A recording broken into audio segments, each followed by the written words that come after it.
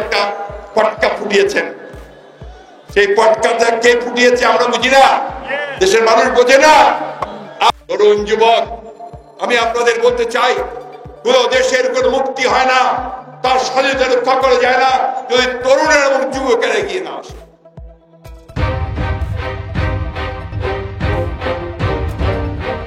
তারা বলেন বিভিন্ন সময়ে এখন নাকি গণতন্ত্র প্রতিষ্ঠিত হয়েছে।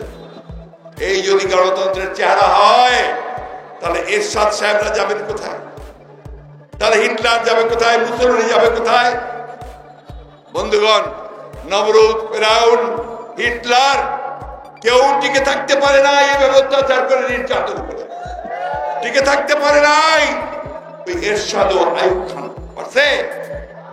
লজ্জা করেন না, এখন শরম বলতে তো কিছু নাই, লজ্জা শরমের সব মাথা খেয়ে ফেলেছে।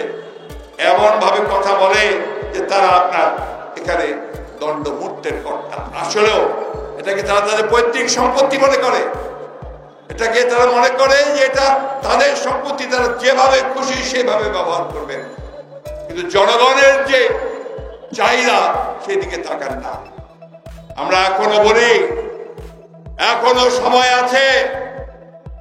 জনগণের দেয়ালে পিঠ থেকে গেছে, সেই জনগণকে বাধ্য করবেন না তাদের বেরিয়ে আসতে এবং একটা উত্তাল তরঙ্গ সৃষ্টি করে আপনাদের মসনদকে ভেঙে গুরমার করে দিতে। এবং দুষ্টামির তো অভাব নাই।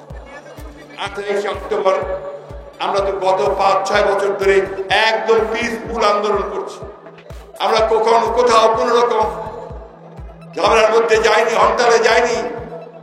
আপনারা বাধ্য করেছেন আমাদেরকে অবরোধ দিতে, হরতাল দিতে, এবং সেইভাবে আপনারাই সেই 28 অক্টোবরের পুরো শান্তিপূর্ণ সমাবেশটাকে পণ্ড করে দিয়েছেন নিজেরা, সেইভাবে একটা প্লট তৈরি করে।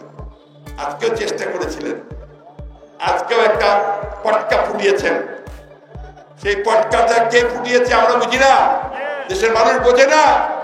আপনারা এখানে চেষ্টা করেছেন আবারও একটা সাবোটাজ করে এই সরকারি দলের লোকেরা তারা এখানে সেই অবস্থা একটা তৈরি করতে চেয়েছে। ভুলে যাবেন না, এই দেশের মানুষ কিন্তু মানুষ, বিদ্রোহী মানুষ। সাবজুকেশন কখনো তারা মেনে নেয় না।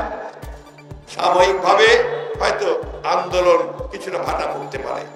অনেকে বলেন যে আবার আন্দোলন শুরু, আর আন্দোলন চলছে।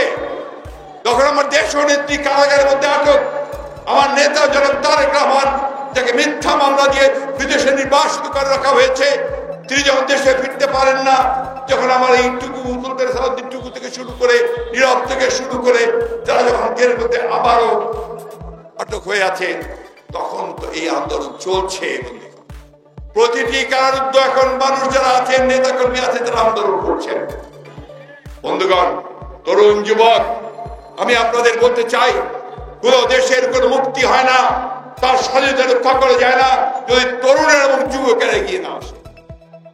এই কথাটা আপনাদের মনে রাখতে হবে। শুধু ঠিক ঠিক বললে চলবে না, শুধু জেল খাটলেই চলবে না। আপনাদেরকে এগিয়ে আসতে হবে, এড়িয়ে আসতে হবে, রাজপথে জনগণকে নিয়ে চলে আসতে হবে। সেই জনগণকে নিয়ে আরো শক্তিশালী একটা ব্যূহ প্রতিরোধ রচনা করতে হবে। অন্যথায় আমার স্বাধীনতা, আমার সার্বভৌমত্ব সবই জলাঞ্জলি হবে। বন্ধুগণ, আমি বক্তব্য দীর্ঘ করতে চাই না, একটি কথা বলেই আমি বক্তব্য শেষ করতে চাই। দেশনেত্রী বেগম খালেদা জিয়া আমাদের শুধু নয়, সারা বাংলাদেশের গণতান্ত্রিক, বাংলাদেশের এবং সমগ্র পৃথিবীতে আমি মনে করি যে গণতন্ত্রের তিনি হচ্ছেন একজন অতন্ত্র প্রহরী আপসীন নেত্রী, যিনি এখনো লড়াই করে